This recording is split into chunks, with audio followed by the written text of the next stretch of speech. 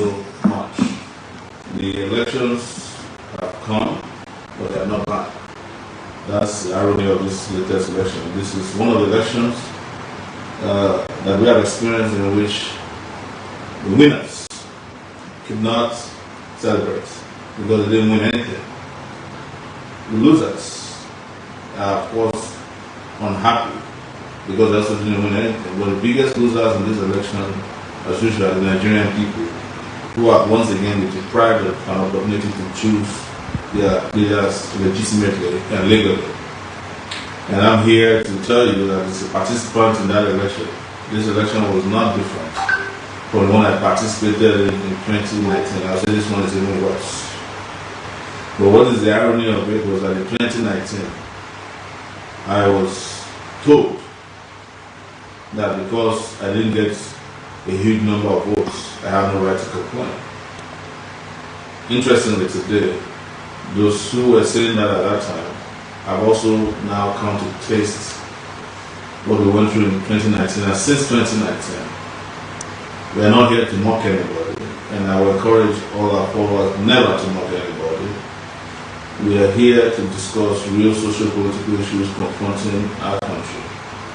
As you also must have noticed, since morning, in fact I think since last night, the word revolution or revolution now has re-entered the lexicon of the Nigerian electoral system or national life. Because finally, what we saw in 2019 that led us to revolution now has now reached everybody.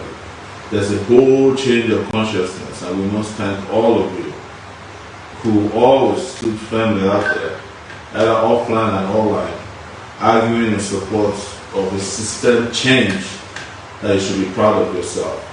We're getting closer and closer every day. This particular election, by their own standards, did not meet any of the legal requirements. That says in particular that every election result must be scanned and uploaded to INEC server. But there's nothing new about it. Before the election, I have been talking on radio stations and TV stations, I went to the National Assembly, I went up to rallies, town hall meetings, and said INEC wasn't ready for elections. They did not want to listen to us.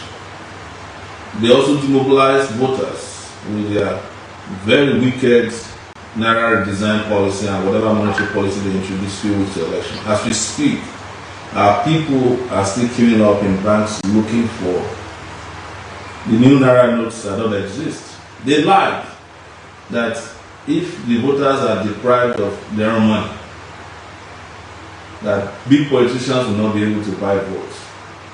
They particularly mentioned some big political parties who they claim their candidates won't be able to buy votes if you don't have money. But the result today is that the number of participants in this election is abysmal. Less than 30% of registered voters are voters who had in their possession the PVC, which has now been validated as the poverty verification cards, did not vote. They weren't only interested in voting, they likely boycotted the voting centers and polling units across the country. This is what that monetary policy cost us.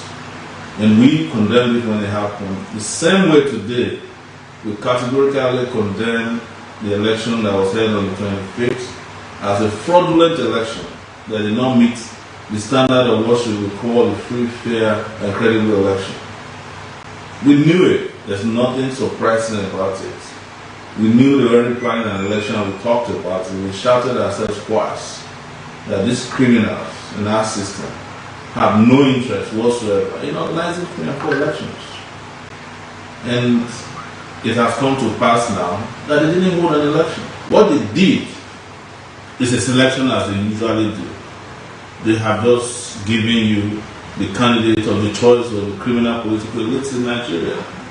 He is the candidate of the APC, Bola Ahmed Tinubu, who was given a certificate of return a few hours ago, here in Abuja.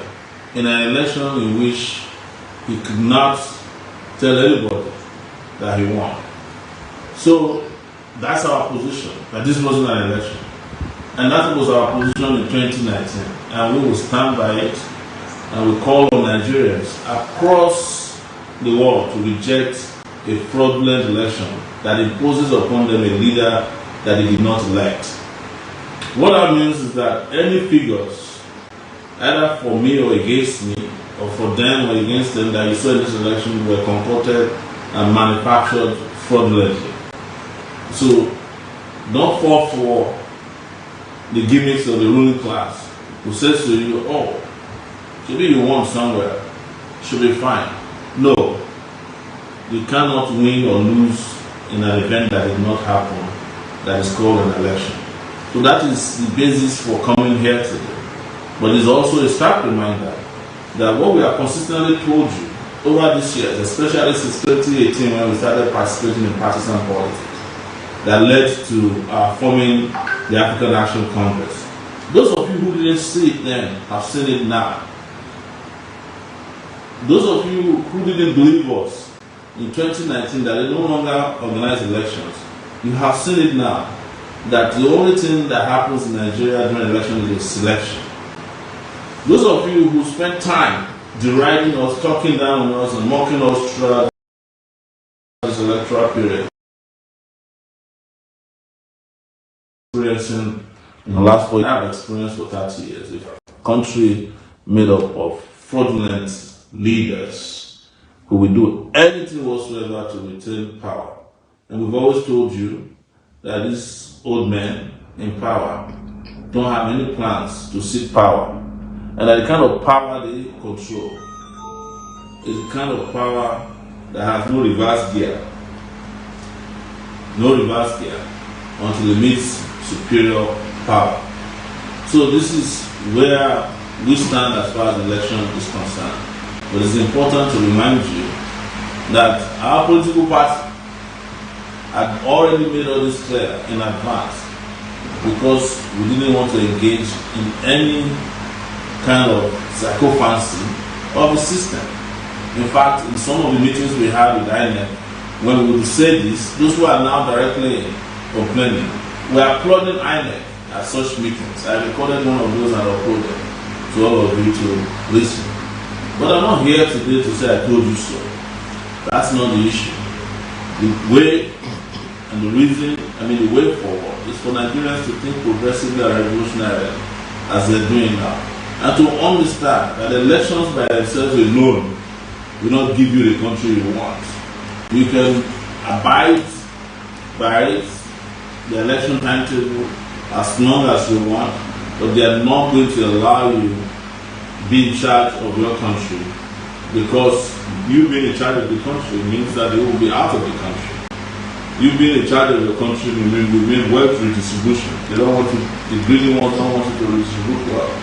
You being in charge of the country means you'll be able to send your children to school, you'll be able to find jobs. They don't want you to have jobs. It means you'll be able to get medical care. They don't want you to have medical care. They want all of you to be dependent on them, so that they can tell you what they want and make you do what they want and what you don't want. That is, and I've come to explain to you that nobody should at this time be sulking. There's no time for it. We have no time. What all of us should do is to join hands together to fight an evil system that oppresses all of us, that subjugates all of us, that punishes all of us, that deprives us of our rights to choose our leaders, to live in economic freedom, and to attain progress, and to attain the real potentials that we should have as human beings, as citizens of the country called Nigeria. No time to solve. And I have heard from a lot of you since morning that I should just go and fight for my passport and leave Nigeria for them. The Nigerians don't care about themselves. But the truth is that, where do I live to? I have to leave Nigeria to another man's country, and the country that other people fought for to accommodate people like me. Doesn't make sense. I am not a coward, and I do not intend to become a coward because I lost an election that did not happen. No, we will always stay here and fight until we attain total liberation. That was what we promised in this election. And we had hoped that people heard us loud and clear. But while people were listening and working with us, they had a different agenda. And this agenda has now fully unfolded and unfolded, unraveled before your very eyes. And that is why we cannot afford to abandon ourselves now. We must hold hands together. And like I said, there is no need for anybody to feel bad for me or feel bad for themselves. As we've always said, if we all become like an article about fighting the evils ravaging this country, one day it will get to everybody. And this time around, it has gotten to even more people than anybody could have anticipated. I saw the mood this morning. You need to go on the highways, the streets were empty. It was as if this country was hit by an earthquake. And that is what has happened. A political earthquake did hit Nigeria, and people are sad, and I'm sad, and all of us should be afraid for the future if we don't do something immediately about this country, Nigeria. You cannot think of me as someone who hasn't done anything, but I also feel like we haven't done enough. And until we liberate ourselves, there is no point giving ourselves accolades, that you are the hero of a battle that was started but was not won. That's not who we should be at this time. So I urge Nigerians to keep coming together. Let's be having serious conversations. Let's hold meetings. Let's organize, don't agonize, and let's do that which is necessary. A revolution is necessary. There's no doubt about it. You are not hearing it from me for the first time. It's what I've always said. It's what I've believed in. And when people ask me during the election why I'm participating in the election, it's exactly what I predicted. That the idea of having a revolution is not enough for the majority until they taste the raw nature of wicked power. And that will put more people on the side of this thought of very necessary radical intervention in the life of the country. So I welcome all of you for coming today to listen to me. And I welcome all your support. I welcome everybody. I can't mention names here today, otherwise we'll be here till forever.